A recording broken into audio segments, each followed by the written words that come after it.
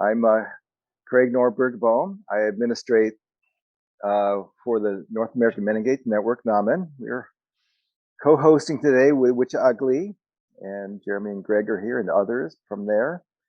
And we're delighted to welcome you to our second webinar session on organizing Native men and youth in Native communities. So welcome all. I will say a few words about NAMEN. And many of you have heard. I'll repeat some of what I said yesterday. This is our second session of 2 in a series. Tend to a little bit of housekeeping and then turn over to our moderator again, Jeremy Neville Sorrell. So looking forward. So to say a few words about NAMEN. The North American Men Engaged Network is a regional network of organizations and individuals working with men and boys who achieve gender equality and end violence and promote health for men, women, and children. Our region focuses on the US and Canada, and the Global Men Engaged Alliance has membership throughout the world with regions in Africa, Latin America, Caribbean, Asia, and Europe, all at different stages and places in this work, but we're focusing on promoting healthy masculinities and gender equality, partnering with women in the world for that. So learn more by visiting our website, namen.menengage.org, and the global organization is at menengage.org specifically. So housekeeping, the usual, our session is being recorded today, so be mindful of that, and please turn off your video if you do not want to appear. So your video being on is sort of your consent that being in the video is all right. That we will plan to edit a bit where it needs to be, and we'll be posting these videos on the website in the next couple of weeks. We'll be sending a notice to the registrant list about that. Please keep your sound muted as a rule to keep the background noise to a minimum. And please feel free to introduce yourself in chat and to forward questions in chat. We'll probably get to those questions more today than yesterday. We are thinking today is as much dialogue as we can muster. And finally, there will be a brief evaluation form that'll show up in the chat, and maybe if we have your email address in your email later today. So please let us know what you think of this program. We're interested in doing more like it in the future. So without further ado, let me introduce our moderator once again for today, Jeremy. Jeremy has worked in the field of domestic violence for some years, since 1994, on issues affecting children who experience domestic violence, supervised visitation, offender batterers intervention, and providing training and education. I've known him for years. He's a terrific organizer, consistent and present, very clear. He joined the staff of Mending the Sacred Hoop Technical Assistance Project in 1998, the national program to assist American Indian tribes and Alaskan Native villages to develop responses to violence against Indian women through training and technical assistance. And more recently, in 2015, he began working with Wichagli, and in March of 2019, a couple of years back, he assumed the position of the director of the National Native Coalition of Men's Programs, much represented today. You can learn more on the NAMEN website about today's presenters and the program, as well as more details on the Wichagli website. So Jeremy, we're honored again to have you moderating and your crew. Wonderful to have everyone here. Please tell us about today's program. All right. Big glitch. Thank you, Craig. And bonjour, Ani, and greetings, everyone. So today we're going to hopefully get more in depth on some of the tools that we use and have a little bit more conversation about the ways that we're organizing and issues that we're trying to address in organizing in each of our respective communities. But before we get into that, I would like to turn it over to Johan to do an opening for us. Doikson, thank you all. Welcome back, everybody, for day 2 of this webinar. It's very honored to be able to share this space with you all. Johan Duwayu Lakibu Tegu Meshkatla, Alaska, Diwalwatku. My name is Johan Ekohak Atkinson. I'm of the Wolf Clan of the Tsimshian people here in beautiful Metlakatla, Alaska. So before we start our seminar today, before we start our time, I want to open up with a song. This is a prayer song that comes from my Tsimshian tribe here in Metlakatla, Alaska. And the words that you're going to hear is Nahaigam Slagiketum. Nahaigam Slagiketum. In my language, that is spirit of our ancestors. And we're calling our ancestors to come and join us in this space. We're calling our ancestors to help us speak the right words and to give us the strength to continue on, to help one another and to help ourselves.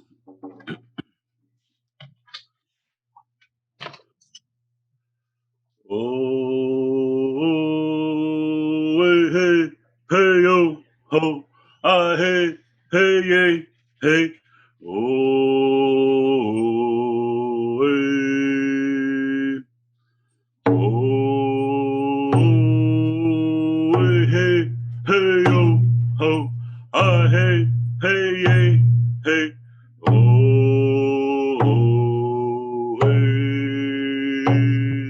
Nahaigam Slagi get 'em way yo ho slow dum to learn hoo oh hey hey yo ho I hey hey yay hey oh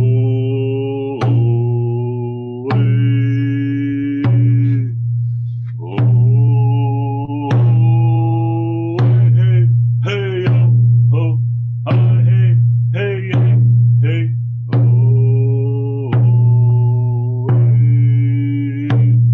na hi gum slagi get 'em way yo ho so dum zanen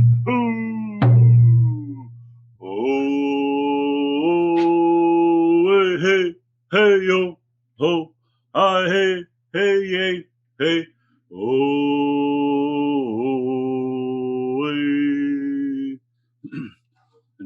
enjoy some. Thank you all so much. I'm very honored to be able to share this space with you all. Rich, thank you.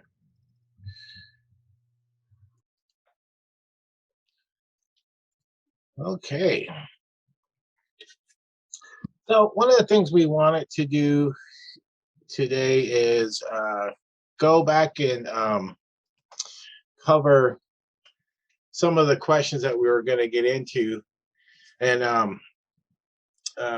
so before we do that, just real quickly for our panelists, we want to go through and do a quick introduction today, just your name, title, and where do you work, and a little bit about your role. So I'll just continue to start with you, Johan. Yes, Johan Dawayu Lakibu Tegu Metlakatla, Alaska Diwatku. Again, my name is Johan Ekohak Atkinson. I'm of the Tsimshian Nation, representing the Lakibu, the Wolf Clan, here in Metlakatla, Alaska. I currently work for ANDVSA. It's an organization based out of Alaska that focuses on ending hurt and harm within our within all the communities in Alaska. I am the men's engagement advocate, and I just want to take this time to give thanks to my brothers on the panel here who have helped me so much in finding my path and walking this path. You know, it definitely has inspired me to do the same, to everything that has been taught to me to share with others. So thank you all. Thank you all. Mm-hmm. All right, very good. All right, Harvey, we'll go over to you. Sego Guego, Watatkala Dane, and young jets, so Guaho, what the Shoni, Kanyaka Hage, Unga Hoe, Alcozaslona de Gidelo. My sanction name is He Turned Around. I got my name after I got sober and clean, and I came back to the culture, come back to the Gunnassisne, our longhouse, and start learning our ways. So I was given that name, and I love that name. I wear it well. I turned my life around. And Galadodo, who later shares, he vouched for this. I drove all the way to the Pacific Ocean, and he says, I think you're going to have to turn around. I work for Hans Guilodo, the stand in the tree back up. That's for our men. and Garadodo is my coworker, and he works with saplings to cedars for the youth. So we go back and forth and engage, and if I can help him out to give a man stand interpretation and to bring the young adults with forward to explain to the elders, our adults, what's going on with them. You know, sometimes we think we know and we don't know, because until we ask and find out exactly what are they searching for, what are they looking for. And a lot of times going through the culture and bringing that forward, songs, sweat lodge, things like that, we're able to open up and start to speak freely. Talking circles are really a help here that we use. So we share that with everybody. So now go, Donato. Rich. All right, pray.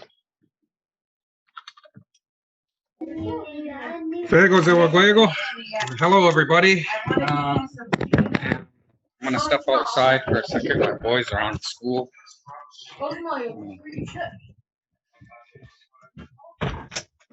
My name is Skala Dodo, Pray Lazor. I'm from Akwesasne, Mohawk Nation. I work at Seven Dancers Coalition as part of the youth program and the men's program. And the part that drew me to that position was the freedom to be able to practice our own medicines and our own culture, our own traditions. You know, it was pushed that, I mean, it was encouraged that we follow our own ways. You know, instead of fighting it in other places of employment. You know, this Seven Dancers Coalition like gave me an open door to share what helped me in my life. So. Yeah, now go off for everybody being here. I'm really humbled to be here. Back in my past, I was watching these webinars and like just so grateful for the people who were there, you know. So it's come full circle, and it'll continue with the people watching this. Donato, I'm done. Rich. Jobby. Sego Aguego, the Sukwa Yungats, Akuzaslono, Hodinashoni, Kanyakahaga, Ungahue, and Duistuis. Like Harvey said, my name, the Sukwa, means he picked it up. And I believe I picked my life back up 3.5 years ago of getting into sobriety. I was given an opportunity to come aboard and work with them. And it's really changed my life. I might have said that yesterday in my introduction. And so I get to work with Seven Dancers Coalition, with Standing the Trees Back Up, and with Saplings to Cedar. And that's all I have for today. Nyawa.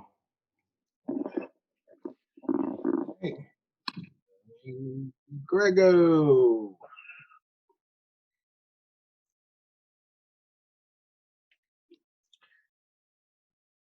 Where's old Greg at?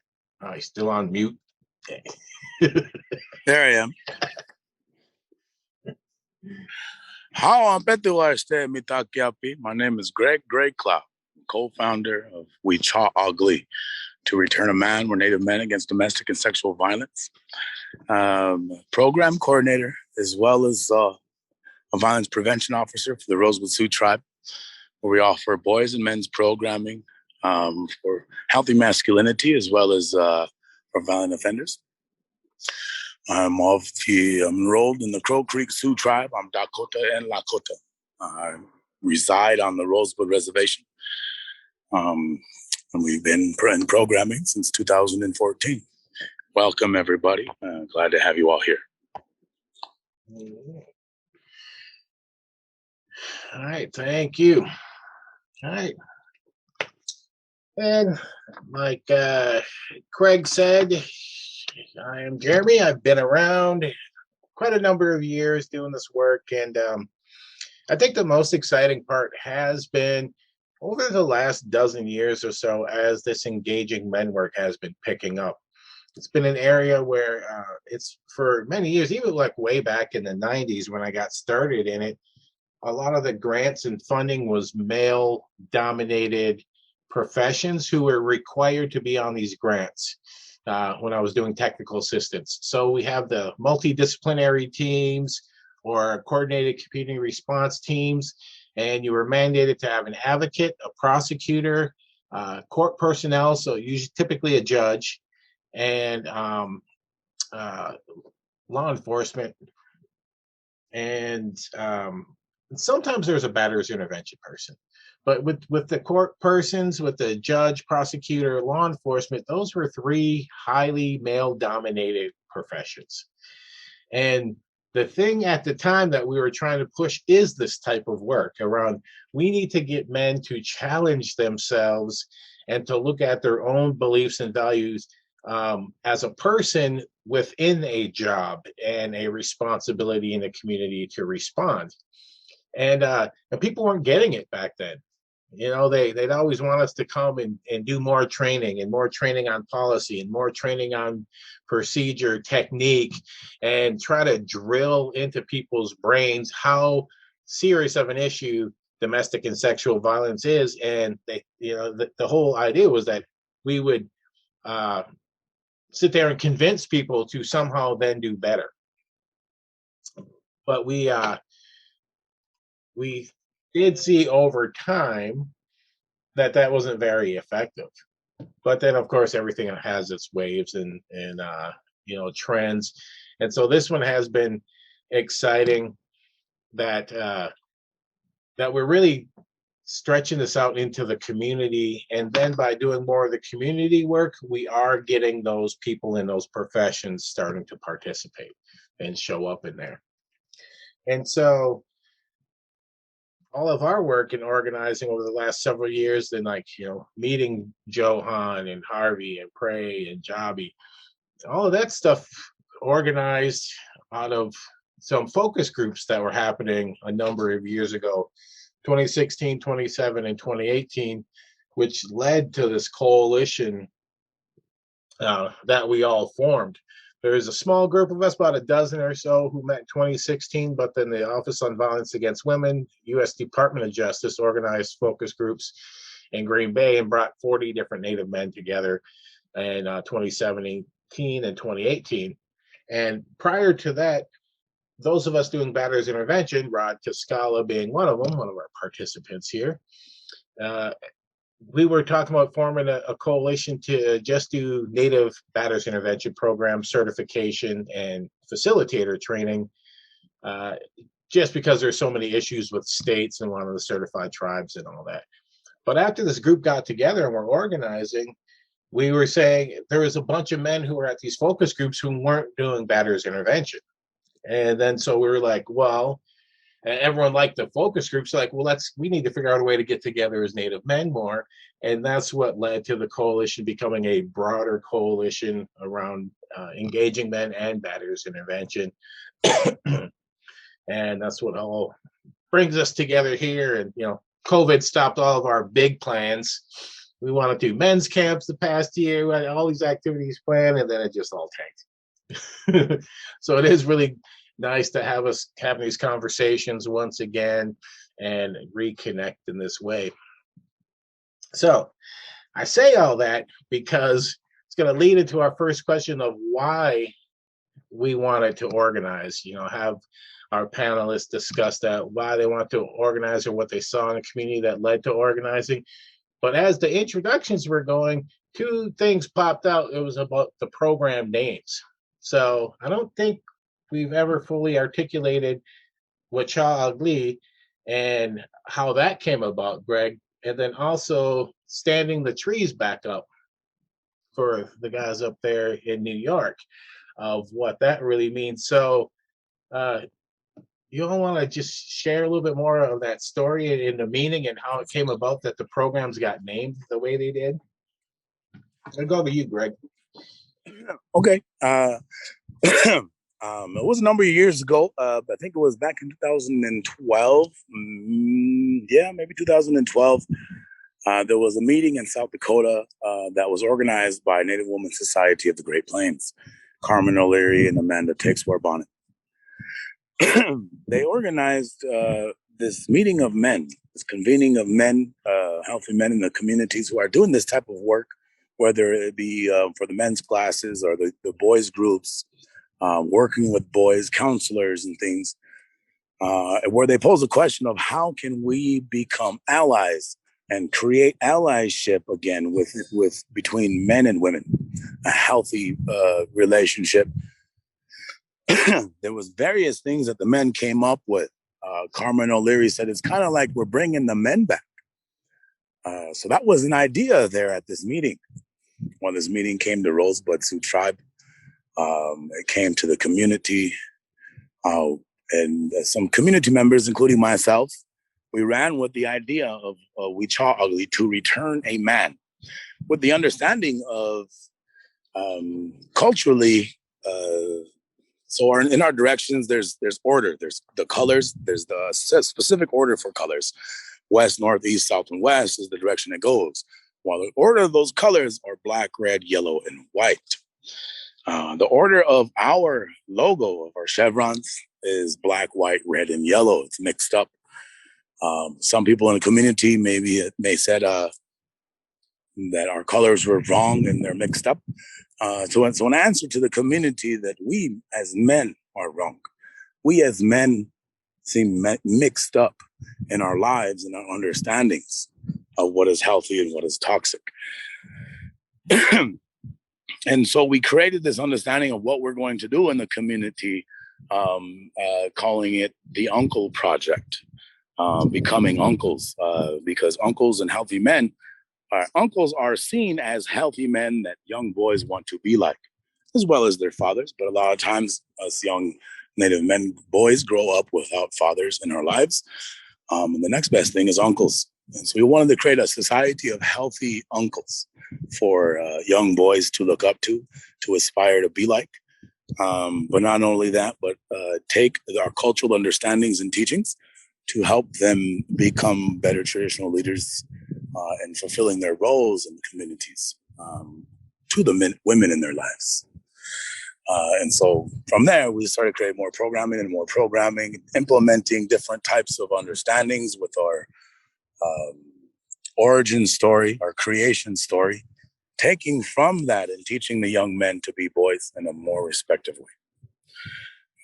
So that's kind of how Wichaw Ugly came about, meeting all the other brothers here on this call and more out there. Doing this type of work was a beautiful experience. Not only a beautiful experience, but it felt warming to know that there are other men out there in the community who want to be better partners, brothers, friends, and allies to the women in our lives and just to women in general. All right, good. Thank you, Greg. Yeah, just the Uncle Project was a cool discovery, so to speak, of all of us together from 40 men from different parts of the country, Alaska, way up to the Arctic Circle, for some of our Alaskan brothers, Paul Crane, and he's got a line that I use a lot too, where he talks about how he had to bury his culture to survive. And then all the colonization and Christianity and all that stuff. And then he said he had to, as he got older, he needed that in his life. And he said he didn't lose it. He just had to go back and dig it back up, right? And so I always thought that was pretty interesting type of metaphor, is that all we have to do is go back and find where it was buried, that we still have the knowledge that's around us. And that was what we did at that roundtable, which actually led to this naming our project, the Uncle Project, because we're like, what are similarities for all Native men across the country? And everyone wants to look at one unifying symbol. And they're like, well, is it eagle feathers? Is it the medicine wheel? What is it? And then the two things that we discovered in Green Bay at 2017, 2018, as we're talking, is that all of us as men have a role as an uncle in the community. And we also have a role as fire keepers. And so that was two of the universal things that we had saw out of that. So I really like that we picked up on the Uncle Project and start using that as one of our ways of looking at how we are in the community as men. And it takes upon one of these cultural norms and traditions And so not only is it you as a man have an obligation to young people in the community, but also when a child calls you uncle, they give you that responsibility. Right. Yeah. They give you the responsibility, and on top of that, or with that, we open ourselves up to being held accountable. Because once one takes each other in a kinship term and refers to each other as a kinship term, a relative, you can hold a relative accountable more than you can a stranger, somebody you just met. Meaning that allyship and encouraging being held accountable in every action too. The uncling thing was just a beautiful way to promote healthy understandings. It was pretty cool. Yeah. Yeah, and there's a lot of joking too, right? Around an uncle in the community being an uncle already. So it just really fit with everything so well. Yes. All right. Thank you, Greg. All right. So Pray, Harvey, Jobby, who wants to talk about how you all got the name Stand in the Trees back up? I guess that's gonna be me, because I'm the director of the program of Standing the Trees Back Up, and that comes from this picture here. Let me see if I can zoom it in there. That's our great law of peace and the ever-grown pine tree. So that's where our creation, our original instructions and all that comes from, the interpretation and the story of that tree and what it symbolizes and how it comes together. So in that story, it says there's a time coming when outsiders are going to be hacking at the roots of that tree. And when that tree falls down, us men are going to have to hold on tight and not let that tree hit the ground. So that will be the end of the Confederation. That'll be the end of the Guyana Let Go, the great law. And that's what we preside under and over right now. That's what gives us our right to be here as indigenous people right now. That puts us at United Nations, a seat there. It gives us that right. So when we look at that, and Jeremy mentioned colonization, and to me, that's what usurps the authority. So they try to take that away, to say, no, wait. That's why I have a hard time with Native Americans. It's we're not native to America. We're pre-Native American, because we were here before America ever got here. That was a name they put on us. So it makes it sound like they gave us the right to be here because we're Native Americans. And so the concept, it's no, it's not. We're pre-America. So we've got to try to keep that in mind to see where them laws came from. So that's where that comes from. Hanzek Wilodo, get back up and represent. You know, when I'm sluggish and I'm no good for nothing and useless, helpless, worthless, hopeless, faithless, all those words that burden me to He just lost his connection, I think. Connection. I could say a couple words while Harvey fixes his technical stuff. I just wanted to share a little about my when Seven Dancers offered a position for me. I was working at Partridge House, inpatient drug and alcohol treatment center. I've been there. I've been a what do you call, a client, and then a president of it. So, but it really helped me, and so I wanted to share that with our relatives around Turtle Island. So Seven Dancers offered me a position, and Harvey was there, so I trusted it. And they told me about it. They kind of gave me a little interview, and they told me about the program, and I loved it. You know, I just loved it. And then Harvey told me the name. I'm on the thing here. Harvey told me the name of the program. Stand the Trees Back Up. Hanzek Wilodo. And once he told me that name, I said, yes, I will come here and work. Because my name, my Ganyageha name is Kahlat Dodo. And it means he stands amongst healthy trees. So my name says that I go there. You know, it was like a spiritual connection. And I try not to say no to those. You know, when my gut and my instincts are telling me to do something, even though I have fear about adults and all these things, you know, I still say yes. And I look for, I mean, I don't regret it. Every day is a new beginning, a new, like we evolve every day. So I want to introduce you to this little newest member of our family. She's Bear Clan. And when I introduced her to the talking circle, to the fellowship, the relatives on there, I introduced her to them as I do to creation when they're born, like we do with the children. And we let creation know that these little ones are going to be coming to you one day, going to be asking for your help, and they're going to be in need of your help. And we ask you that you keep them in your like your thoughts, and allow them to give them that medicine when it's time, you know. So we're talking to creation that way. And I talked to the Unguahuan people, the people there, and I said that this is our daughter here, and she has come, and me introducing you to her now gives you that duty and that responsibility to watch over her if you ever come across her in your travels. Any Unguahuan child like that, and they need your help, you now have that duty to take care of them. And in doing that, they need to take care of themselves first, so that they're able to take care of the next generations, you know. So let's hope Harvey's all better now. So yeah, I just wanted to share that with everybody. You know, go.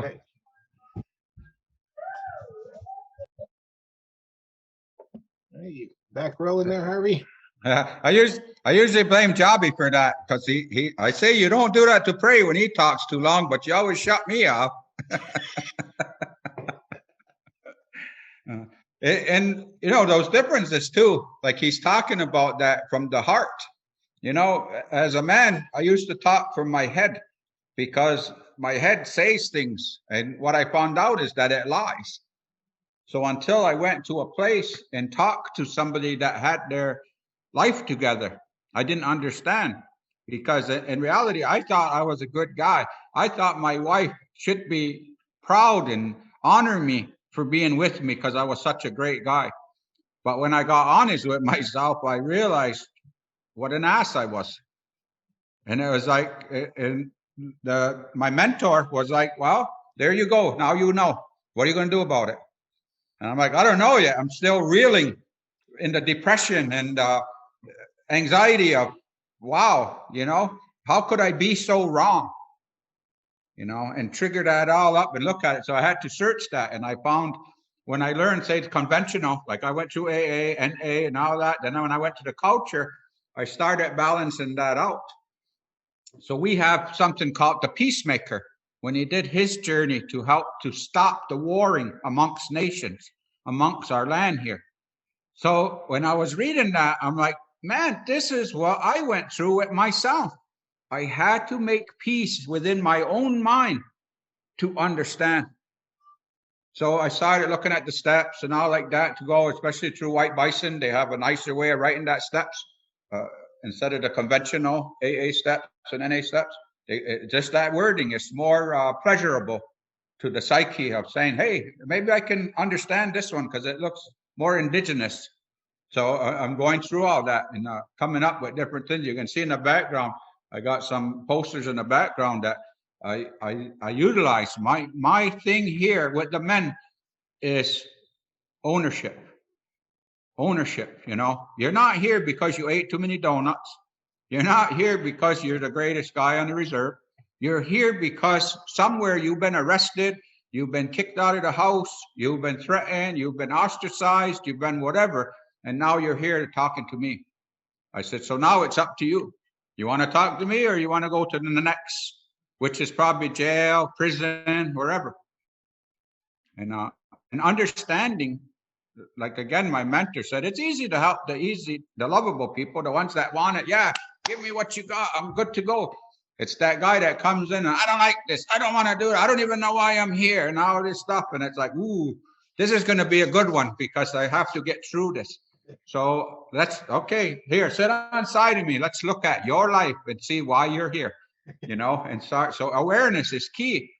And it's like, man, when that bell hits, that's when I sat there and said, holy smokes, this is what I become. I don't like this. The suicidal, the homicidal, all these things I went through. Now I had to be okay with myself. I had to start forgiving myself. I started to start looking at it. Emotional hoarding. Let's clean out the closet. Let's clean out the attic.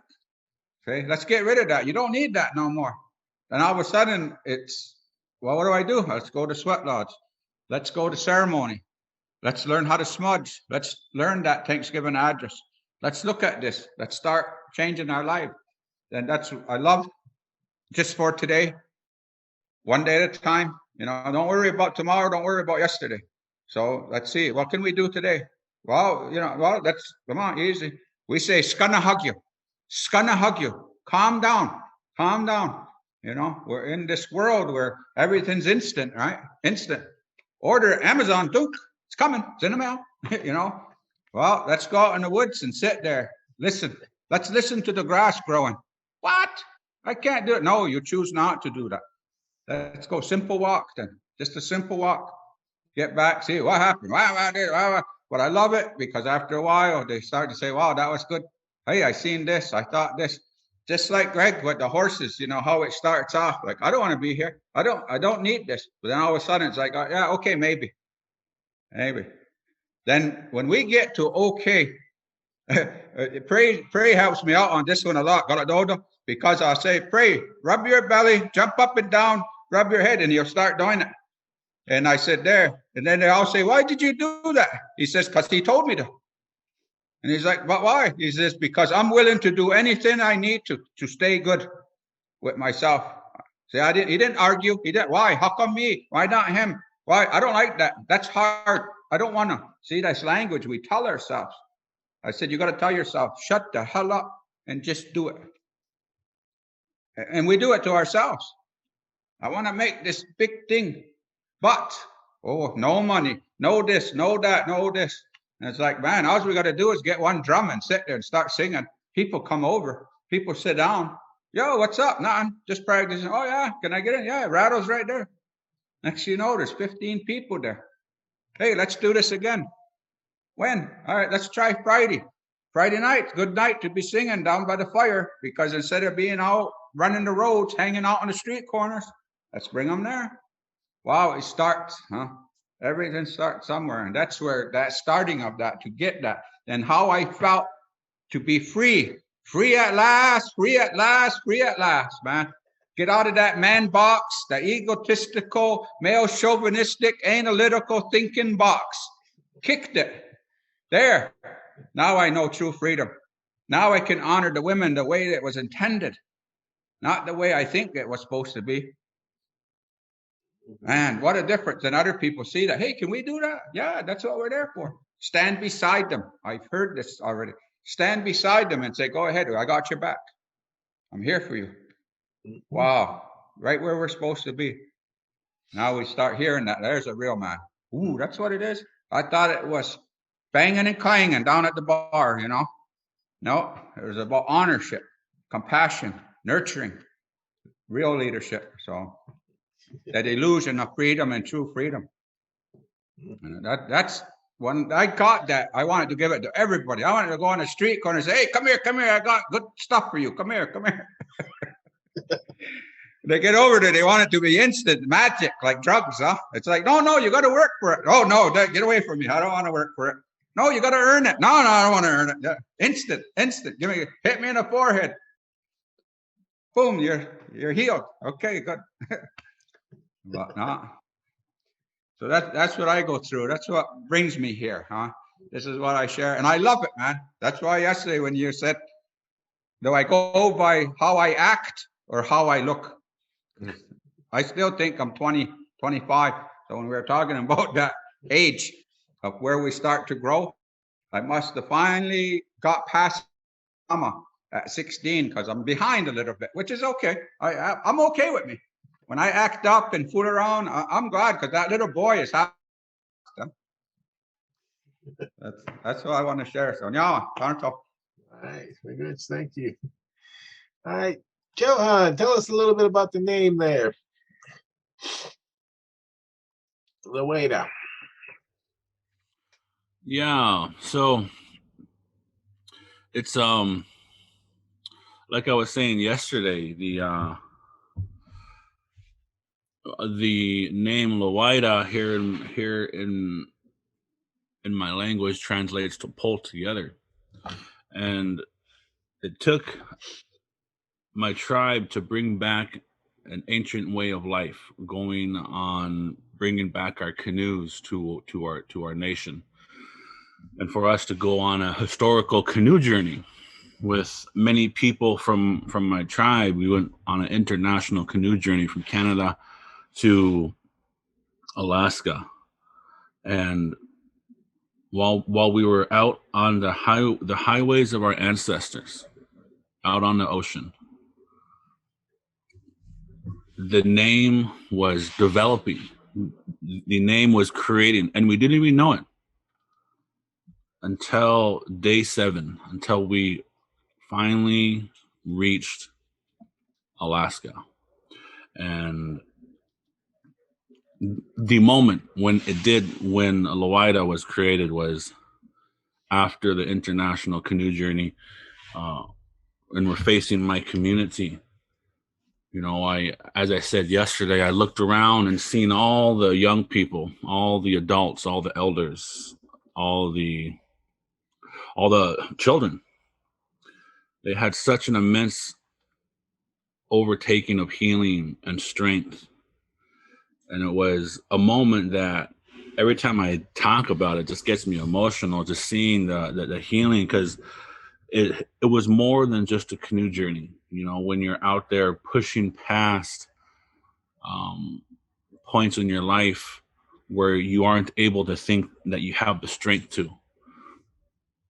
But when you're in a traditional canoe with 17 other people sharing their strength with you, and at times where you're sharing your strength with them, and every time our paddles hit the water in unison, 18 paddles, and we were out in the ocean, and we were getting closer and closer to Alaska. We were pulling together, pulling the canoe together closer and closer to our final destination, which was, in this case, it was bringing back a very ancient way of life that kept our community strong, kept our nation strong, as we traveled along the coast exploring, and it was part of our life to work together. So, you know, as with all indigenous communities, a lot was lost, a lot was taken away during the colonization, you know, through Christianity. And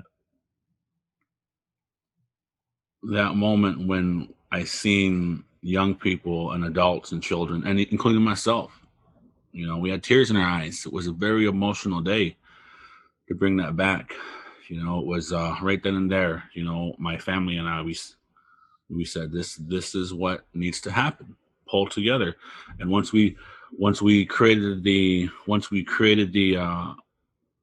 our organization, you know, when we pull together in a community, we're focusing on everything. We're pulling together as one, you know, because everybody has their own story and everybody's going through their own trials and hardships, you know, and sometimes it could be poverty, sometimes it could be grief, you know, no matter what it is. So our approach, from what we have learned, we have to take a community approach. We have to work and help in we have to work with as many people and places as possible, but we can't do it ourselves. We have to work together and pull together with our community, because just like in that 40-foot canoe, there's no way one person can get to our destination by ourselves. But with 18 people, and the 18 people that were in the canoe that I was in, there was a carpenter, there was someone who was working with addiction, there was another individual working with the Coast Guard. You know, there was so many people doing so many different things in life, but no matter what path they're on, we were able to learn from one another. We were able to gain strength from one another. So, you know, and that's how we take this approach, you know, because we run into a lot where a lot of men say, well, I don't know what to say. I don't know what to do, you know? And one of the things we say is your presence is what's needed. And one thing that sticks to my, that always that always shouts in my mind to myself that I learned from an indigenous woman in my family when she was asked, what do you need from men? And she stood up in front of a whole panel, in front of a whole audience. She goes, we just need men to show up. We just need men to show up. And I thought about that and I was like, yeah, that's right. Because we all have to start our path at some time. And again, I want to give thanks to my brothers here, because I remember when I first started showing up to the focus groups that Jeremy was talking about when we met. That was when I first started. That's when I first started this path and this journey. And I was just showing up. I didn't know how to work one-on-one with men. I didn't know how to facilitate groups. I didn't know that I was afraid of not saying the right words, but I was showing up. I was showing up to these places and I was learning, and I was getting strength from my brothers. I was getting strength from my sisters. Just like in that canoe, we're getting strength and we're learning from each other. So, so that's how Loida pulled together our organization, got its name, and we continue to work with the youth through a mentorship program. We feed our elders. Our men's circles have taken to an online platform. And that's the only good thing that came out of this pandemic, is that we have been able to take to Zoom and connect with each other through Zoom. That's the only good thing. And because once this pandemic is gone and we are able to hopefully return back to our lives, we are still able to find that connection to each other through this online platform. And nothing could beat the connection that you have when you're working with someone and you're able to stand in front of someone and say, how you doing? I care about you. I'm here to support you. But being able to have this other resource, this other tool that we could utilize to be able to connect with each other is a great thing. And that's the key. We have to be able to connect with our men when we're working with men. Because when we sit down and can't just sit down and talk about and say, okay, we are here to heal. A lot of men, including myself, I was intimidated. Like, whoa, hey, that's kind of heavy. No, we have to connect. Hey, how you doing? What have you been up to? And just build relationships like that, and then everything else just comes natural. We have to keep it natural. So yeah, that's kind of the short version of how we started our organization, Loida, pull together. And everything that we do, we have to pull together. Just like I'm here with my brothers. It was we're doing this and we're sharing our stories together. We are trying to end hurt and harm in our communities together, and that's how we have to do. We have to do it together. We have to pull together. All right. Which, Johan?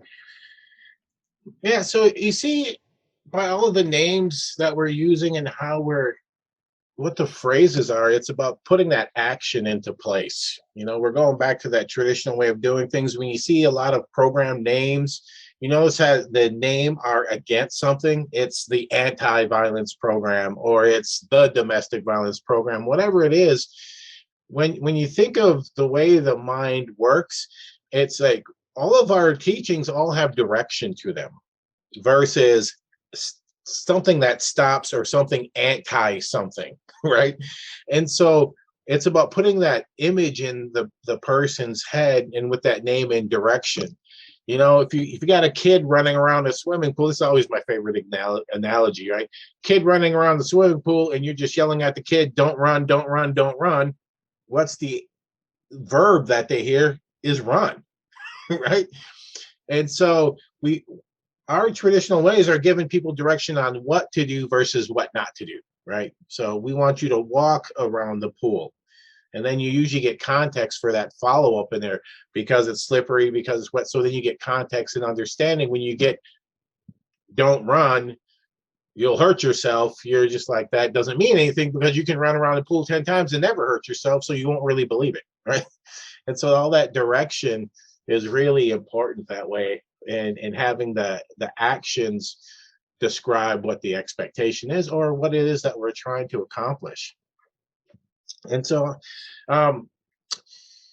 when Johan was talking, it made me think of one of these tools that when we bring people in, and that's a lot of our work is that we're bringing people into the work, and a lot of people from different backgrounds. And that's one of the things that is always really challenging when we are involved in doing violence prevention work or violence intervention work, is that there's people who are not at the same level or understanding as we are. Particularly for men who use violence, perpetrators of violence, we tend to think of them as really far down on their level of understanding versus where we are as service providers and educators. But instead of placing us above in that power structure, like we're power over, thinking differently about what that means. And so like on this graphic here, we got on an infancy stage. And so this is a cycle using the pattern over this way a little bit more Ojibwe, Woodlands area, where the infant stage would be the east, and the yellow often representing that, sunrise in the east. And so in that infancy stage, when you think of an infant or a toddler, and Prey has his baby there, we think about that child, and what do we do with that child? We nurture that child, we support that child, we give it all of the things that baby needs in order to survive. But we also understand that the baby doesn't have a lot of skill at this point, right? Baby's a little selfish about itself at this stage, and we understand it and we know that, but we got to guide that child and nurture and support that child along the way. We don't insult a baby for not being able to talk. Oh, look at that baby. It's just drooling all over itself. Can't do nothing. Can't even walk. These dumb babies can't do nothing, right? When we think of someone who's a learner, if someone's in that learning stage like that infant, we understand that we got to pull them in closer and nurture that person along the way and give them support. And then when you hit that adolescent phase, and that we know that adolescents aren't really fighting us, but we like to feel that way, or we get convinced we feel that way. The things that Harvey's saying about how we get things put in our head, our emotions and our attachments to these things, we're told that. But when we understand what that individual, what that youth or teenager is trying to do, they're trying to become an adult. And so they are taking what they've learned and they're practicing and they're putting that in place. And then when you hit that adult phase, you got a responsibility, you have an obligation. And then when you get to that elder, it's your job to then teach and pass it along. So no matter how old we are, 25 or may look like an elder, as Harvey, right? We are all in the learning place at some point. Anytime we're learning something new, we're in an infant stage. Doesn't matter how old you are. It also doesn't matter how old you are, you're in a teaching place. I remember Johan telling me when he was first doing this, he was nervous because he was so young doing this. He's like, I got these elder men in my community. Who am I? Right? But he became a person acting in that teaching role as an elder would do as he's doing this type of teaching in our community. And so we are taking tools like this and we're bringing this back into the way that we are doing our work. And so as we bring men in and as we shape us as facilitators and trainers, we're passing it on to other facilitators and trainings and changing the attitude of which we do our work, particularly in domestic violence, where there's a lot of fighting and adversarial issues there between law enforcement, courts, advocates, and people in the community who want safety. And then we don't necessarily see these other people as holding up their end of the end of their job. And so by bringing these things in, we make that connection once again with what were our traditional things that we have had in the past, and how can we bring that back up, dig those things back up and apply them to the way that we do our work. And then like today with this webinar and sharing with everyone, at the end of yesterday's webinar, comments were made about how these teachings, we want to pass them on and share them with everyone else and non-Indians. And so this is one of the stories I heard back in the day, is that one of the patterns, the traditional patterns on one of our drums used in lodge is it's got blue on one side, and then it's got a yellow stripe in the middle, and it's got red on the other side. And the direction that it comes in, saying that's the way we're traveling on our path from the spirit world. That the yellow line is the electricity. You'll see different art pieces in that has the lightning bolt going into the tree, almost like the picture that Harvey had showed. And that's that life energy that creates us humans, right? And then the red was considered at one time or interpreted at one time to say it's for the red people, for the Native Americans. But then spiritual leaders were saying, no, that red means for all things that bleed red. And so for all humans, all mammals, any critter that has red blood in it, that's what these teachings are for, these spiritual teachings. And they come over and they cross that threshold onto this planet. So when we think of these traditions and stories, or prophecies even, seventh generation and leadership coming back from indigenous concepts and teachings, and then we have stuff like that, this medicine drum that's been around hundreds of years. That pattern has been around hundreds of years. And already in that tradition has this teaching and has this prophecy in there that our teachings and connecting them back to way we have connections to the earth and relationships with each other as a priority versus the dominance that we see nowadays that we're already dealing with. And so I just wanted to share that as a segue into talking about some other tools that we have. And I don't know who wants to go first. You want to go first, Greg, or you want to go first, Harvey, on demonstrating the tools?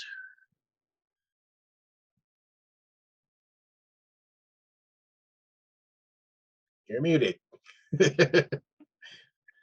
Oh, if I was saying I can go now, or if Harvey, if you need a minute, I can go now. Unless you're ready to roll. I'm always.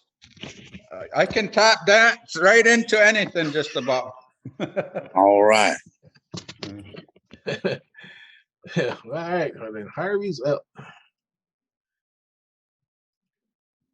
This here, we'll see if I can work this. This here is one of my favorite. You are fancy now, Harvey. I'm trying. I'm telling you what, I'm shaking. I'm shaking. I'm sweating. I'm feeling some sort of way. I don't know if I did it right. It doesn't seem it, because Remember the little arrow by the stop video. okay, I did that. Click on it, and then it should say 200. HP to, oh, it says HP wide version camera. Oh, you got unplug it and plug it back in. It timed out. Too high? There it is. There you go. Okay. Okay, let's see. This is how when I get somebody in here for the first time, I'll bring this out. So this one here is geared towards the domestic violence. See the DV in the center? So it's more like okay, I'll get this settled down here in a minute. So the emotional part, like you said, that emotion, the infancy stage, to me, that's the reaction. See up in the left-hand corner, that's the reaction. My emotion is reaction to anything. So the first one's usually anger, anxiety, insecurity, or frustration. Those are some of the main ones. But I always ask, well, where does that come from? Where does that come from? So I let them look, like, where did that anger come from? Am I acting up, acting out? Am I pouting? Where did it come from? Anxiety, where did it come from? Is that from the future of guilt? Gives me all anxiety up because I have fear. What are you going to say? What am I supposed to do? No, I don't know the answer, so I get more anxiety, right?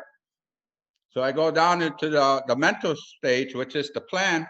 So I start doing revenge stuff. I start planning my escape, or I plan to use, I plan to isolate. What do? So I put that into action. I'm doing this backwards, so I'm having a hard time. It's like trying to comb my hair in a mirror. It's backwards. I'm getting there. You had it just fine until you started moving it. I know. So the physical, let's see. Oh, wrong way again. I'm on my way. All right, about time. So the physical, it turns into the abuse, and there's the loss of freedom, and there's that confrontational. When I start to lose my power and stuff, lose my ground, I get very confrontational. So, and that gets into that disrespect, and I want to intimidate, and I want to do all these other things that create. But then it gets into that the spiritual part of it. Now I'm feeling hopeless. Now I'm feeling helpless. I'm lost because I did it again. And that bankruptcy that comes from that of I'll never be able to do these things. I'm never going to get this. But it's how do I get there? So all those lines, I'll take it 3 times. So again, like, okay, Jobby, go to the emotional, like the anger again, the anxiety, that futuristic, that insecurity is usually a trigger, and that trigger triggers my memory, and that fear I carry gets triggered by that memory because of somebody's action, what they said or how they acted. It triggers a memory, so I feel this, and my insecurity, I go into defense mechanism. So, you know, and all this, so I start looking at that and letting the client fill in those lines and try to get them to the exactness. So then where did that come from? Where did that come from? So when we get to a lot of that being learned behavior, because if my grandpa kicked the dog, my dad kicked the dog, I'll probably kick the dog. And you know, when my son sees everybody kicking the dog, he's going to learn how to kick the dog. And all I can think of is that poor dog. He never did nothing. So that family tradition, though. So how do we stop that? So go to the mental. So we get into these plans, right? What's these plans? We have to go. And the base I try to do is I'll bring forward another one and looking at it from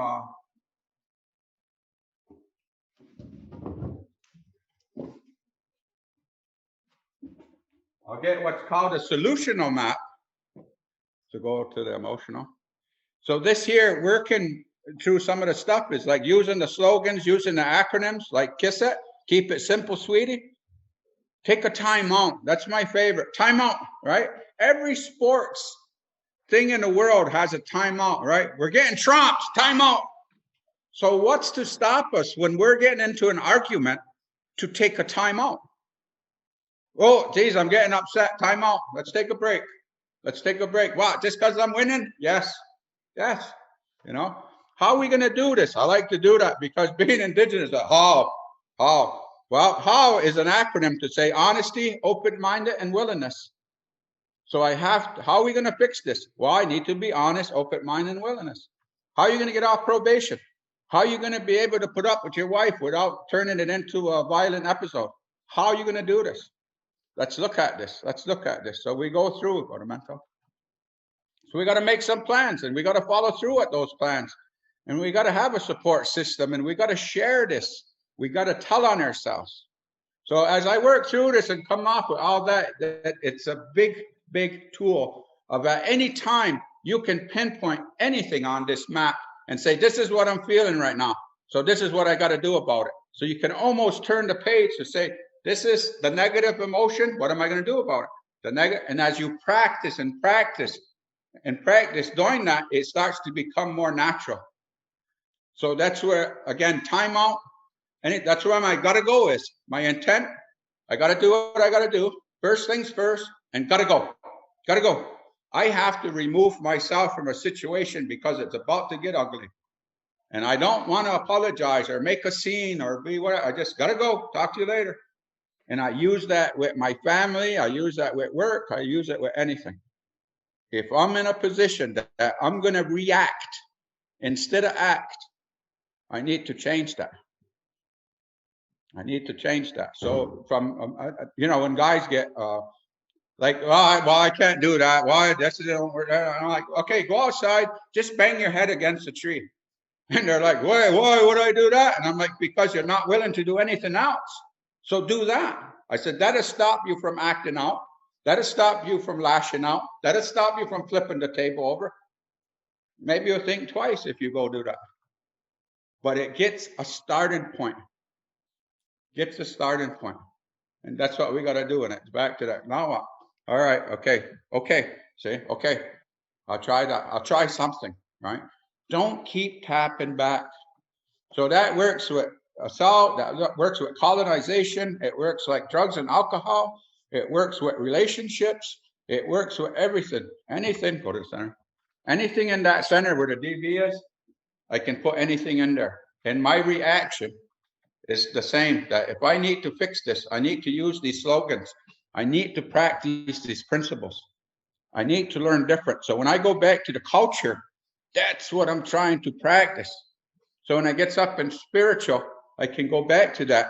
And how do I surrender and pray? While I'm smudging. How do I surrender? By praying. How do I get gratitude? Let it go. How do I come to believe? Practice. See, it's all these words. I'm used to the words. I can't, I don't like that. I don't want to, that's stupid. I don't have to, make me.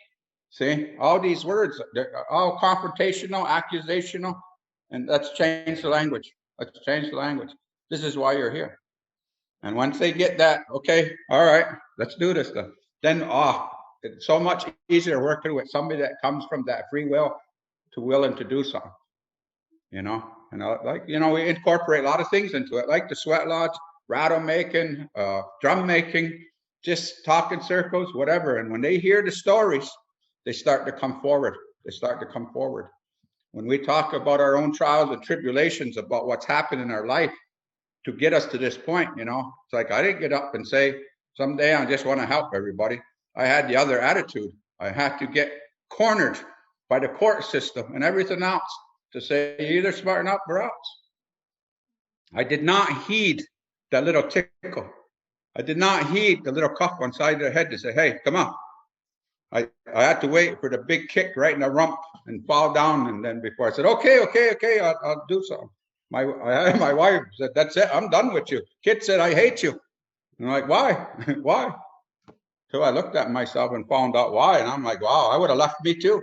I tried, Somebody, I seen a suicide thing on there. I was there. I sat there. I wanted to end it. Why? Because I didn't like me.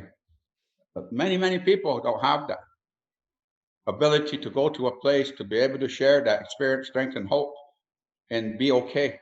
Because we all think, they're not going to talk to me. They're not going to like me. They hear my story. They're not even around.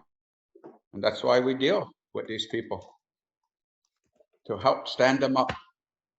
To be proud and sober is the greatest gift in the world. To be drunk and disorderly, you're not a threat. Just go back to jail. Just go back to prison. Be sober and proud, raise a family, teach them good morals. Wow.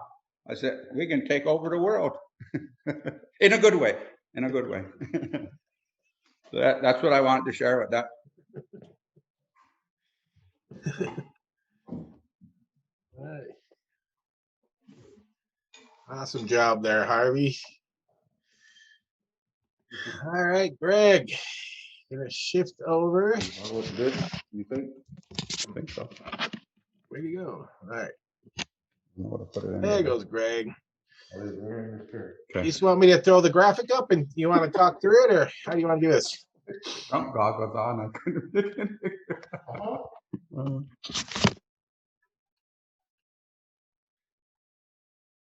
Do you want me to just throw the graphic up, Greg?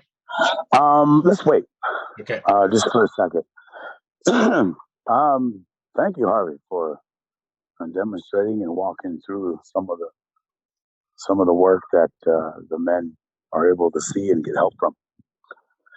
The next graphic we have, we utilize in the men's classes for men who are convicted of violent crime. We also utilize a similar graphic for the boys we work with. A lot of the times they're in high school. And the type of programming that we'll offer are creating difficult conversations, and holding safe space to have difficult conversations. And so, like yesterday, when we talked about childhood trauma and where one stops growing mentally, their brain will resort back to that age to protect themselves. So if somebody may have experienced neglect, they might have issues with trust or trusting. If one has different types of trauma, they might have different issues with dealing with certain dynamics in their life.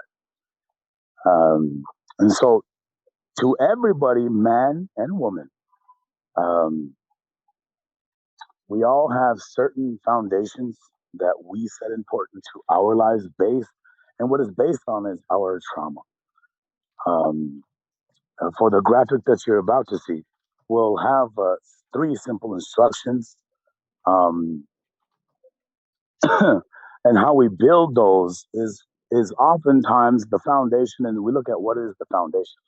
A foundation is the core or the strongest part of a dynamic. When we're talking about a sexual relationship or a sexual partnership, we find what's the foundation and working up towards a goal. So, Jeremy, at this time, if you would share the graphic.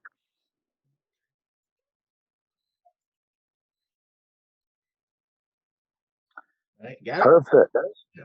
Perfect. So we look at the graphic. There are um, eight chevrons on the graphic. And each of the chevrons, starting with the most bottom on the yellow chevron on the bottom.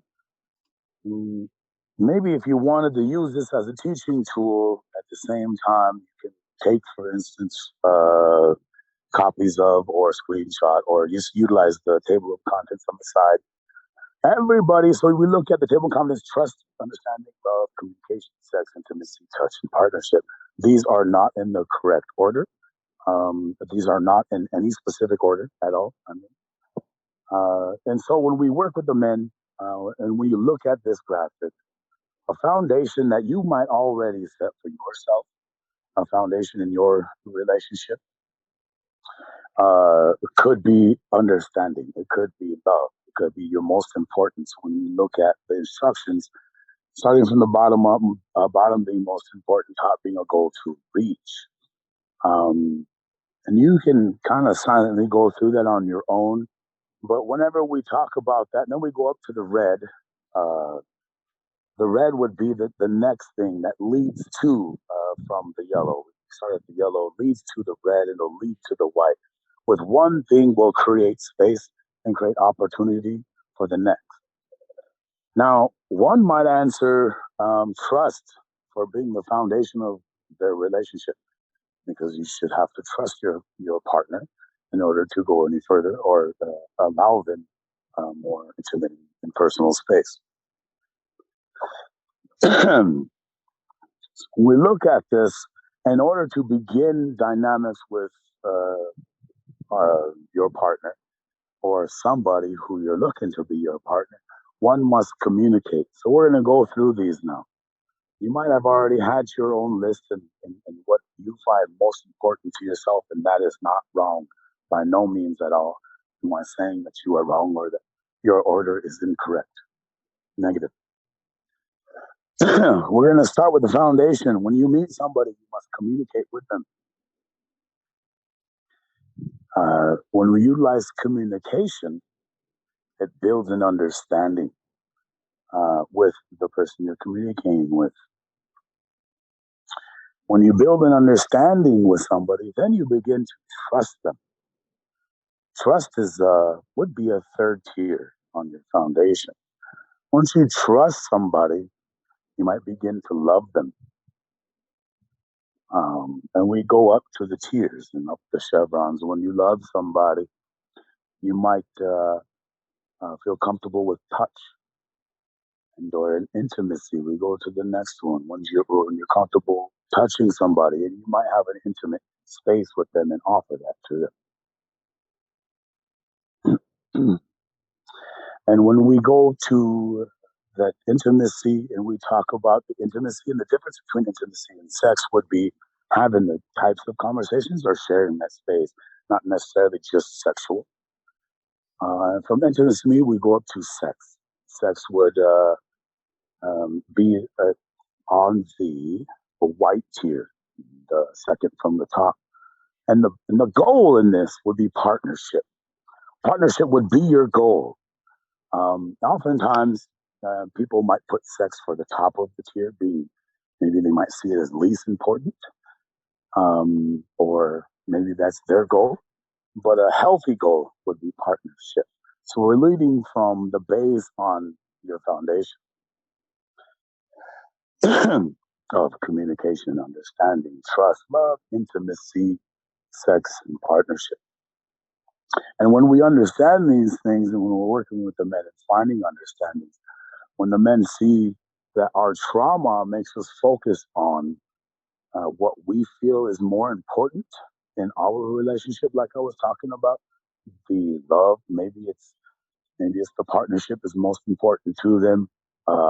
We get mixed up a lot of times in our minds where we feel is most important to just us and not thinking of our partner.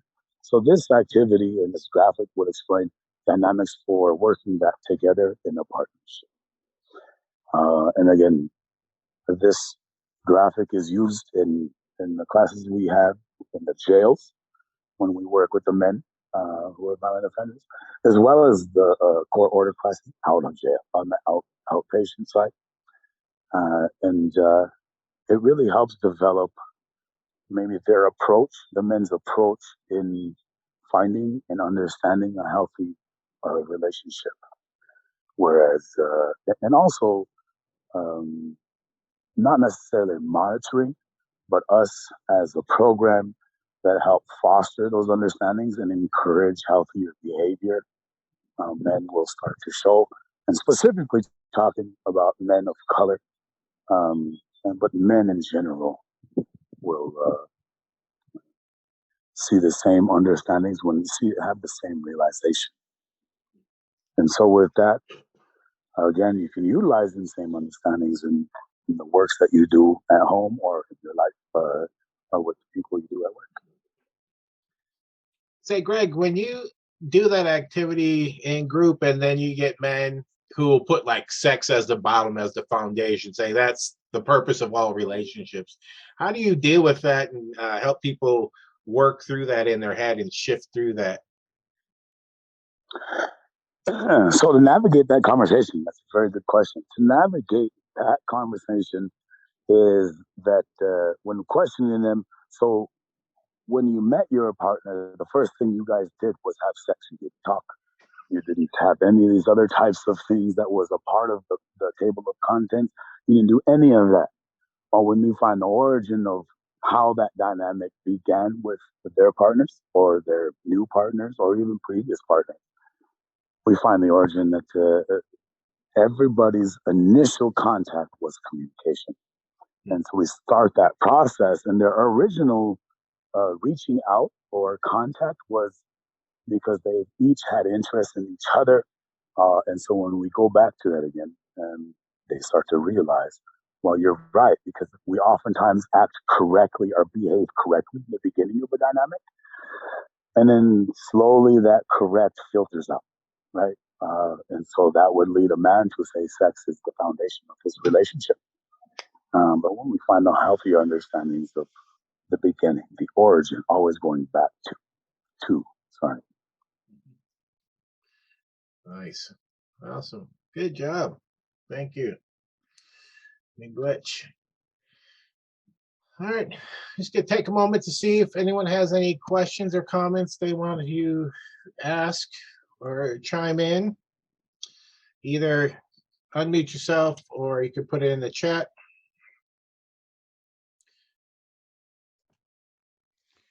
One of the interesting things I find in that how you're explaining this relationship is how so many of our men get confused with the intimacy part with foreplay. You know, just because you're being intimate with somebody sharing these things, it doesn't mean there is going to be sex at the end of the rainbow. But we seem to put that in there, and when that communication starts to get into those parameters of what we call, oh, you're so deep in the thought process, then we start thinking we're going to be rewarded with sex. you know, and it starts to change the dynamic and turn into the hunter and instead of the human being, huh? Mhm. I Yeah. think it's quite interesting, and I think bringing up uh, children and learning from all of your presentation, that I think this can even make us the children, the young people, and the upcoming kids to be very happy with the family, and also they are able to give us hope that we are with the right family members, and by growing that way we can be so happy. Thank you for the presentation. I really appreciate that. This is my first time, and I'm really learning from you. Our culture is almost the same. Thank you.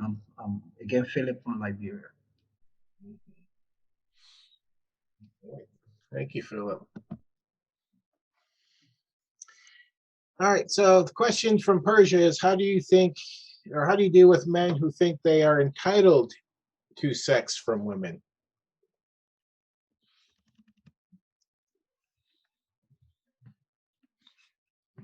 Takes about 200 times of being reminded that it's not a right. It's continuous, going back to the Jedi Knight that wants that truth as they see it, that it is my right to demand. It's tearing down all those deflections of rationalization, intellectualizing, justifying, all those words that we believe. And then even to add on to, well, my dad does it all the time.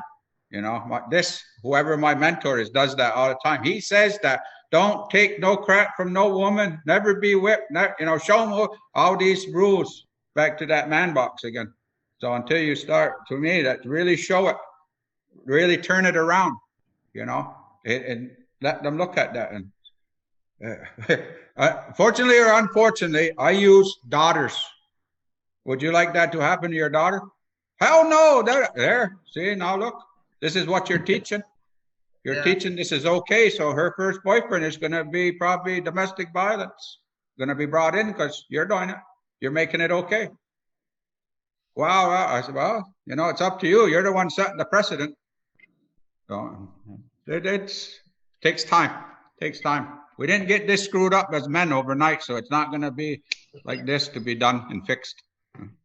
Really a process. It's going to be a process, and we have to be committed for it. Yeah. Thank you. Yeah. Yeah, it's pretty interesting. We've had that conversation just outside of meeting rooms and all that, saying, why is it across the country, all of us men have these same thought processes about women? Like, how is it that we have these same ideas and expectations and entitlements? And there was, at one training, one of the guys was just joking around because it was day 2 of the training, and then this woman was dressed up more so than the day before, and she walks by and he jokingly says to us, "Oh, she did that for me." And we all started laughing because somewhere along the line, a lot of us guys have that thought, right? Like, that person is trying to get my attention. Like, we have no idea who this person is, right? We don't have that relationship, but we still got these thoughts in our head, like, that's for me, right? And like, where does it come from? And like celebrities, people that we don't even know, that we may find attractive on TV, movies, whatever, and then that person gets in a relationship and we feel crushed. Like, it's a connection, like, oh, I will never have my chance to date this actress, right? Like, why? Why is it that we have that type of thought process? Like, that's how pervasive it is out there in society. We all get these messages, we all get these things, and we talk about that. Like, why is everything so sexual too? And like some of the joking that we go into about that, what is a healthy relationship, healthy sexual relationships, and how can we even talk to each other as men as having healthy relationships when everything has an underlying sexual connotation to it? Which is what that activity is good for that Greg is talking about, because a lot of men will put the foundation is sex because they'll go to these places. That's what we think about is sex, right? Like, we just think about that all the time. And so if we're locked in that, that's the way we'll perceive a lot of this and everything that'll wrap around it. But like Harvey is saying, there's a disconnect from who you are as a person versus what is put inside of your head on what the expectation is supposed to be. Sure, we get our first primary foundation of information education, say from the street corner, when we see the older guys catcalling and saying all these things, and sit there and emulate them by going, man, when I grow up, I'm gonna have the best whistle, and I'm gonna get, and I'm gonna do, and there's gonna be 18 notches on my stick, you know. And so going back to the rite of passage, going back to when the women are growing and bringing our kids, we talk about the mud home and being in the longhouses where that whole village raised the child. So all the aunties and mothers and all that got together with both the female and male children and taught them all the respect things and how everything's supposed to be and how to honor the bodies and all these things. So when it did come to the uncles' time to take the young men to go teach them to hunt and all those other things, they already had it in their heads how to be respectful. They unfortunately, going through modernization education, we're not learning that in the schools. They're not looking at that in the schools. It's actually the opposite in the school, you know, especially from some of the more religious things of that woman was to be subservient to man. So, wow, you know, I kind of like this religion. It looks like, you know, it gives me that right to act up. So now we're getting confused again. What are we looking at? The colonization or traditional? Because a lot of times our traditions are hard. They're hard, but they're hard for a reason. You know, that commitment we have to ourselves and to the village, to the women, to the men, to the kids, all that thing, that it takes work. Mm-hmm. Absolutely. Well, I see Amanda in the chat talked about the cultural norms, and then Persia, who is stuck on mute, is talking about how it's cross-cultural. And like, these are these norms. These are these things that we actually sexualize children's behavior very young. Like, notice how people, like, look at the shirts they'll put on boys or even and girls, right? But the shirts who will be like, I'm a lover and all this. You got an infant, right? 6 months old, a year old, and they're talking about being lovers and, you know, all kinds of stuff like that. And then two-piece bathing suits for toddlers. That always cracks me up. Like, why do you have a bikini for a toddler? And so there's all of these subtle things that are the norms that we see a lot. And then we're not always cognizant of how we're doing that stuff, right? We're always putting sexual overtones out there, and it does become that normal. You know, we talk about the prevention stuff where people don't really look at the pervasiveness of sexual assault. And you're like, how many times, when you think about how many times as girls and as women are told all these prevention tips around sexual assault.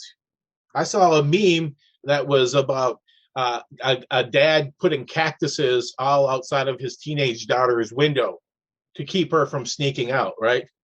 And then you hear people talk about rules and about their daughters not dating until they're 18 years old and things like that. What is behind all of that, right? So we think about the statements being made, but we rarely go back to say, what is the underlying thought behind it? Why are people saying this? Why do we say our daughters can't date, but we're okay with our boys dating? And what is it we're really saying about not dating? Is it really about not getting pregnant, or is it really about not getting raped or having violence or these things? And that's where this conversation is. We need these starting points to have these conversations in order to unpack where it comes from. What is our thinking behind it, to undo the norms and to get at these cross-cultural issues? So I was able to unmute myself. Yay. Hey, so thank you, gentlemen, for these impactful 2 days. I have been working with men, over 6,000 men since 2016, and from almost every culture and almost every country.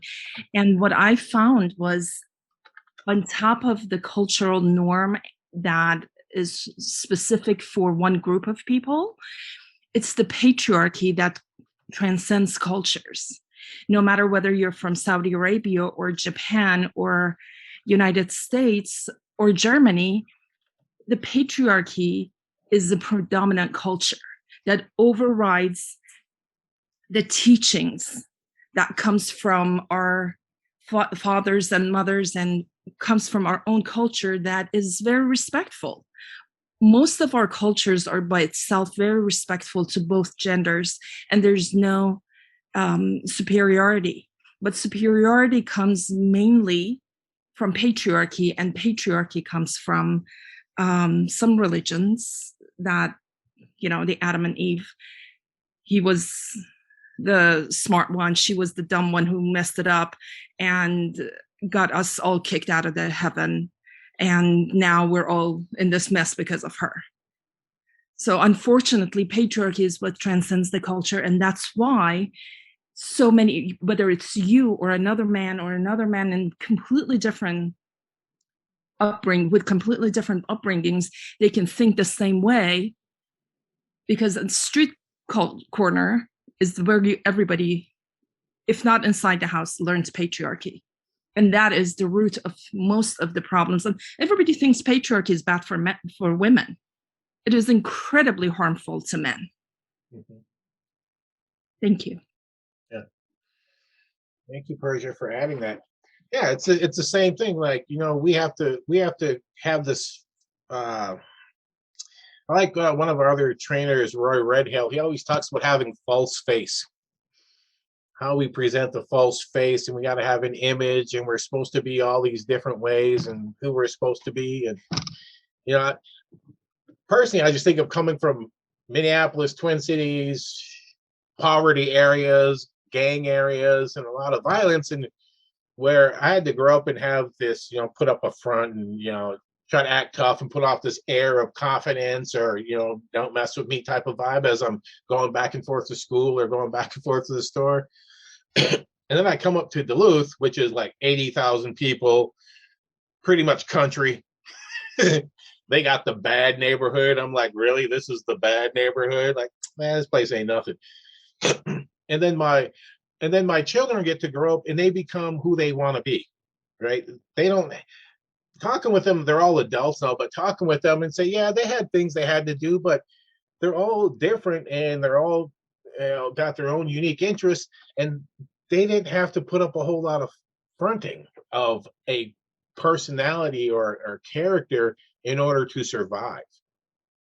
Now, I worry about them if they go somewhere bigger, because they get beat up in a heartbeat. They just got target on them, right? And that's still this is still my man thinking side over here. You gotta be strong, you gotta protect yourself. It still is there. But on the one side, it's like, this is this is how you want your children to be. You want them to grow up to be whoever they are inside, and let their natural interests come out and have them explore those and develop those things to be who they are. Instead of this fake, we want to be macho man, Marlboro man, whatever it is, ladies man, any of that stuff, right? Because really, in the end, all of us get together, we get a good relationship. We want to keep that good relationship. We're not trying to have a harem of 100 people, even though we might think that would be great. But the reality is, we all want a good, healthy relationship.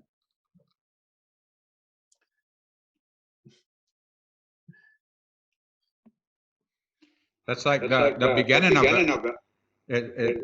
We start and we have, like, my own self that got my stepdad telling me don't take no crap from no woman. Then the mother is telling the daughter don't take no crap from no man. So now in fifth grade, we're supposed to have a relationship. And what's the relationship basis? Pulling hair, Charlie horse, and it's like, okay, now we're destined to be together because we show that affection in a negative way. And then we get together, then the first time we get the cops called back to, wait a minute, this, I'm the man of this, and I'm the one, I said to do this, and that turns into domestic violence because we're not working at a collaboration to be better human beings with each other. We're trying to hold ownership and power and control over because that's what we're taught again growing up. So how do we break these fallacies, you know? Yeah. Yeah. Hey, Jeremy. So, this is Rod. Can you hear me? Yes. Now I gotta Yeah, I find just where you wanted went. to. Oh, Yeah, there I you go. just wanted to share. You know, all this work that we've been doing for many years, and our own personal life, which makes it that much more relevant, and powerful, because of our own personal journeys of violence, of substance abuse, alcoholism, our families, and we're the fortunate ones to still be alive, and survival. And this work depends on that, as far as our own healthiness, our own well-being, you know, and we're the example to it. I mean, we talk. This is our teachings, ancestors' teachings. Is our prayers about that. All the things that we talk about as indigenous people, as men in particular, is to be the example, to live that example, to continue to do the best that we can, and to catch ourselves, and to have the support of men like us. I mean, that's how this evolved into what Jeremy's doing. But what it really comes down to is we don't know our history. We need to go further back. Even the word sacredness, many don't understand what that really is. As indigenous people, how we were conquered and what was colonized and how we were assimilated and what was placed and what was lost and all these things we talk about. When we talk about really sacred values, the core values, it goes way back to our sacredness of when, prior to even having any, influences outside of ourselves except just Native people. And the sacredness of that, because we, our ancestors lived the land, and we relate to all this stuff. I mean, all the animals, it's everything we're talking about. But understanding our history, how far back do we go to even understand what's sacred, And that's the challenge. That's where we're at, as far as the younger ones coming in to understand this concept that we're talking about.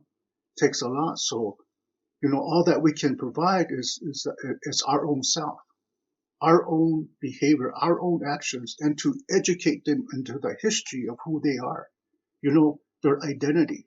And that's the challenge. I mean, here, it's a challenge, And again, first mentor that I ever had was Marlon Musso, and what he said, is so relevant as to us as men and patriarch. He said that us men, majority of us, have pornographic imagery, right away. I mean, it's like Jeremy said, where did it happen? How did it start? How far back do we go to know that that's part of it? Because as men, just what was talked about just today, just the corner of our eye, we notice the women or see it right away. What's our first thought? What's their first reaction? Again, all these things that was passed on to us, so subtle that comes. And so it's, again, how do we retrain that? And this is what we're talking about.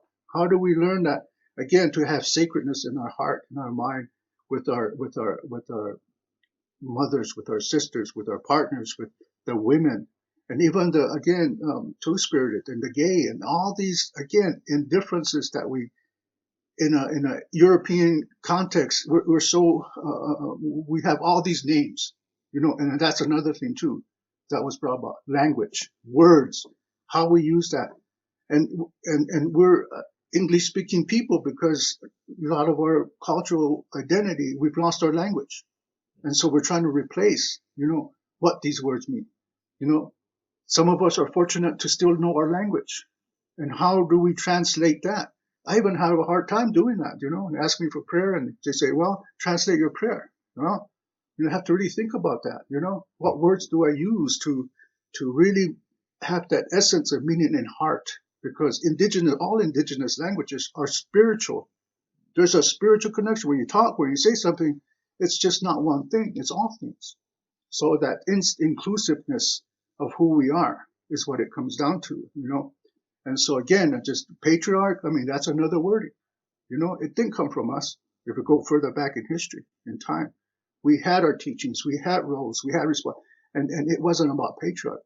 It was about, how we each other cared for one another to take care of the land, the animals, our families, and how to survive, and all these things. And so history, like I said, I never really understood or really cared much about it until doing this work. This work really made me open a lot more than what I did. And like I said, no different than anybody that's an offender, been there, done that, alcohol, been there, done that. And like I said, I think we're the fortunate few that are still living, because of that. But just wanted to share that because it's a challenge. Words, English words, and to, here we go, curriculum, all this stuff to put in place, and, how to have a program in place, all this. But it just comes down to like what you guys are talking about. It's just that relational approach and understanding, listening, but then also challenging, some of this. That's where they're coming from because they're lost, The really violent individuals are lost, but we already have judgment and criticism, and the community all says that, the courts, all these things. So it says, again, is how we work with them. And that's the first thing, is how do we build that relationship so that if they're willing to, then we can go. It's again, we all know this. I mean, those that do this work, we know all this. So I just wanted to share that. And thank you again, because this is important. This is, as Native Indigenous people, when we say storytelling, it's about telling our own personal story to be part of this. Facilitation is not being an authority over something else or the subject or whatever. It's just introducing as a human being, this is the change that's possible. And I'm the example, and that's all it is. So, thank you. Say, Brad, would you be willing, because I see the poster behind you with the cornstalk. Yes. And I have the graphic. So would you be willing to talk about that a little bit?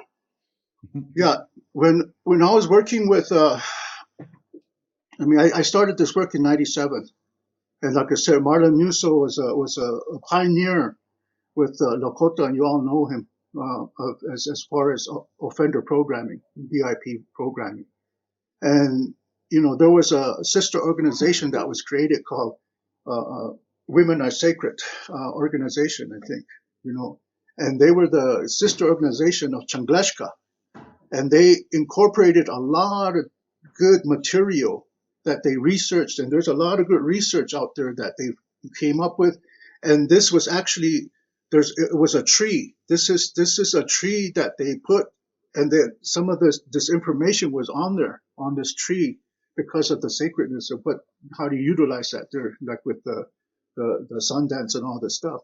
And so Marlon, he learned through the Duluth model a lot of these teachings, and the Duluth model evolved. And he said, "There's no copyright on this. Do whatever you want and change it." And so, when I was working in 80 with Northern, we had the Coalition to Stop Violence Against Native Women. We've always been involved with the coalition here, and also the state coalition as well, too, New Mexico Coalition Against Domestic Violence. But the Native Coalition, we were talking about this, and then, about these models. And so what we wanted to do was make it relevant. And that's what he always said, make it relevant to what it is. And the corn is a very sacred, again, our creation story, who we are. This is who we are. It's the corn. And so it helped to develop this. And then even the pollen itself, every aspect of that corn, just like the buffalo, every aspect of that buffalo, even up to the bones, everything is utilized in every way possible. And so this is the same way. And this is also can self-pollinate, So it's durable in many ways, and we was given to them. Creator gave to us, and so we again utilize this as far as our offerings, corn. And so we redeveloped this model, and again it goes back to the roots. Those we have both good and just again the wording is trying to find a sufficient wording. But the violence from our past, the roots go back further. It's historical. Way back. That's where the history. That's what I said. And this, with individuals that come in, this is the orientation that I give them. These illustrations are orientation, and we talk about it, and I go further back because many of them don't know the history, and so where they can go. And then again, just the cornstalk, which is again what's influenced as far as these behaviors and beliefs to become stronger to the point to where they become that behavior, racism or whatever. On the positive side, we know about spiritual connection with everything in our beginnings of our life, of our creation. And so again, this understanding we all have spirits, everything is all interrelated. We have that. And then the contributing factors are the ceremonials, the offerings, the honoring of others. I mean, we have all these things, the dances that we have, all these things that we have, but some we've lost. And then again, the outcome, the behavior that we have is that peacefulness, the generosity, understanding, laughter. I mean, that's where there's always a lot of laughter, And so again, it's just taking that concept and understanding who we are from a historical context to know that a lot of the trauma, a lot of the grief, a lot of the historical, again, all the things we look at was passed on to us, And so again, that's where we're at, I think, as men, to reconnect and find, especially with us indigenous men, where we are in our own personal journey and how far back do we know our own history. And if we don't, understand, knowing that, we don't have to rely on science and anthropologists and all this. We already know it. It's in our heart. I mean, that's the thing of it. That's what's coming about now. The white bison, I utilize, that in many of my own courses here too. I mean, classes or whatever, re-education, relearning, because that's relevant to all the, again, directions we're talking about. Again, even though it may be plains, we utilize that. San Felipe, brought that with them, and they have an awesome group. I mean, so again, these are teachable things that we can relate a lot of these things into our own personal cultural relevance, And Jeremy, again, he's come a long way. You'll be amazed, where you're heading to, but it's in a good direction. It's in a good way, and all you men, that are on the doing this work, Johan from Alaska. Man, I met all of you from all over the country and all over the nations, and powerful, it's happening. And down here, we're starting to get people, that are doing this work. And so again, this is the support that's become so powerful. And it's all in spirit that this powerfulness is it's erupting. And our prophecies are already here. We're living it. And we're the end product of everything. Yeah. And so those of us that are still alive, we're fortunate, So again, passing on to these younger ones, and they the ones to take it off, So, I bless you all, and all my blessings. In every possible way, that the spirit of enlightenment to all, good blessings. So thank you, Jeremy. Thank you, Rod. Rod's one of our elders of the movement now. We go back 20 years doing that, and so. I'm a hoarder of material, so I'll scan. I got Harvey stuff, I got Rod stuff, and it's Rod's was actually one of the first adaptation of a lot of the material from the Duluth curriculum stuff, and it was Sacred Circle you were mentioning, and so of the tree. And actually, it's funny that tree diagram actually comes from Don Shape. All right. It's funny how all this stuff gets all connected. But I really love that Philip put in the chat that they got a connection with corn in Liberia. So it's kind of interesting. So Philip, just real quick, do you have the same kind of teachings behind it? Or anything's related to the plants and stuff that you eat or use? Yeah. Corn, in Liberia is one of the common food we eat. It's been processed in so many ways. And interestingly, Jeremy, you will get to agree with me that in our family, in a rural community, we take one corn, and when we prepare that one corn, we will break it for all members of the family at the moment. So you got the corn, and you break it in pieces, and everyone will share. That just illustrates the kind of closeness, the kind of connection family member has our level. And another exciting thing is that if you have one corn and you are, prepare it, chewing it up, somebody will ask you, give me a piece of that corn. Because we prepare our own locally. It's very locally. We will have to, put it on the fire, it gets, dry off and prepare it, or sometimes put it in a pot and make it heat, boil it up. And once you get it ready, somebody will ask you for a piece of corn. So corn is very unique to our society. And I think illustration, showing me that you have corn in your country and bringing it back. So we use it as a way of bringing out practicing the very good norms. This have taken me so much. Wow, I mean it's so exciting. So I think I can use just the corn illustration in my small meetings, in my small events now on, to say this is how we are connected. And by that, the corn can be able to make or take that ownership, that fatherhood, that man who of caring for everyone. I think corn is so common to us. And when Roy was presenting, I think we had to listen more to the older men. That for us coming our young people, we had to listen more to the older men. I start following up with Rod, and he bringing my traditional way of talking with the younger men. That is quite so. I mean, Jeremy, this is a wonderful opportunity for me to sit in and follow up what you say.